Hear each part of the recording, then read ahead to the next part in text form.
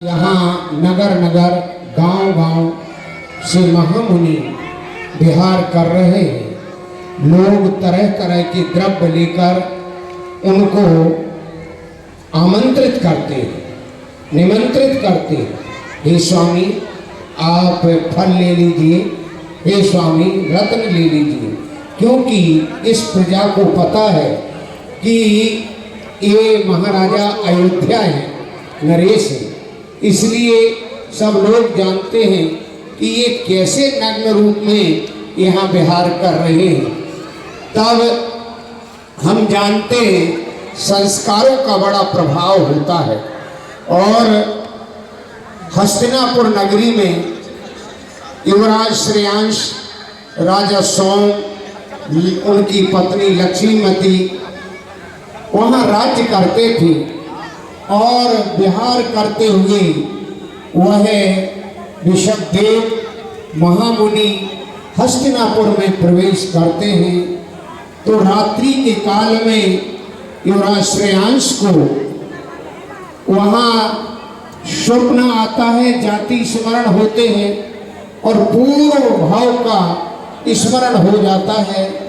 जब उन्होंने अपनी स्वामी वज्रजंग के साथ श्रीमती के रूप में दो मुनिराजों, चारण रिद्धि दो मुनिराजों को आहार दिया था। एक मुनिराज का नाम सागर सेन था, दूसरे मुनिराज का नाम दमदर था। और सागर सेन दमदर नाम के चारण रिद्धिधारी युगल मुनि जब वज्रजंग अपनी ससुराल जा रहे थे वज्रदंत चक्रवर्ती के यहाँ, क्योंकि वज्रदंत चक्रवर्ती ने वहाँ पर उन्हें दीक्षा ले ली और सारा राजपाट छोड़ करके वो चले गए।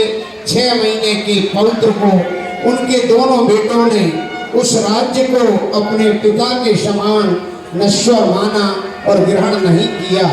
तो पौत्र को तिलक करके वह चले गए थे। तब कौन साथ देता है? दामाद साथ देता है। दामाद के रूप में वज्रजंग वहीं जा रहे थे ससुराल में। एक जगह रात्रि विश्राम करना पड़ा था और उसके बाद प्रभात काल में उठे तो उन्होंने वहाँ पर, क्योंकि बिना मुनि दान दिए, बिना आहार दान दिए सत श्रावक, उत्तम श्रावक आहार ग्रहण नहीं करता है। हाँ, मैं मानता हूँ कि वज्रजंग उस समय मिथ्या दृष्टि थे, लेकिन वह श्रावक चर्या को, श्रावक धर्म का अच्छी तरह से ज्ञान रखते थे और उसका पालन करते थे। इसी का परिणाम है कि उन्होंने चौका लगाया और श्रीमती ने पड़गान किया। तब यहाँ पर सागर सेन दमदर नाम के मुनिराज आए थे, उन्हें आहार चर्या दी और वहाँ से वे उठ करके रिद्धि के बल से चले गए थे। चले गए तो उसी समय उनके मंत्री, उनके पुरोहित, उनके राजश्रेष्ठी और उनका जो क्या नाम है मंत्री, तो वह चारों के चार उनकी बड़ी अनुमोदना करते हैं। राजश्रेष्ठी, पुरोहित और मंत्री सबके द्वारा जब अनुमोदना होती है तब 4 पशु भी बहुत अच्छी तरह से नकुल, वानर, सूकर, सिंह देख रहे थे और उन्होंने श्रद्धा से अनुमोदना की।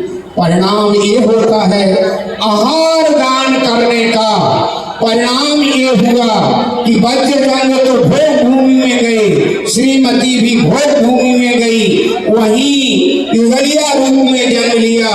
और उन्हीं के मंत्री स्वयं बुद्ध जो वज्रजंग के थे वह आए, जो महाबल की पर्याय से 5 साल चल रहे थे, उन्होंने संबोधित किया, सम्यक दर्शन की प्राप्ति हुई और 7 बार वज्रजंग आज ऋषभदेव बने, श्रीमती श्रेयांश बनी। और उस संस्कारों का प्रभाव ही क्योंकि और किसी के द्वारा विधि नहीं मिली नवदा भक्ति के वो जब तक नहीं होती तब तक महामुनि आहार नहीं लेते, या कोई भी मुनिराज आहार नहीं लेते हैं। विधि मिलेगी, विधि जब ज्ञात होगी तभी तो मिलेगी। युग का आदि था, उस समय किसी को आहार दान की विधि का नवदा भक्ति का बोध नहीं था। उन्होंने नवदा भक्ति जब श्रेयांश को जाति स्मरण से याद आ गई तो उन्होंने उन्हें पड़गाहन किया और अधिग्रहण करने के उपरांत उनको उच्चासन आदि दिए और आहार इक्षु रस का प्रथम आहार हुआ था। यही व्यवस्था आज भी चल रही है कि प्रथम तीर्थंकर जिन्होंने प्रथम मुनि इस अवसरपरी काल के वो प्रथम मुनि हैं, प्रथम तीर्थंकर हैं और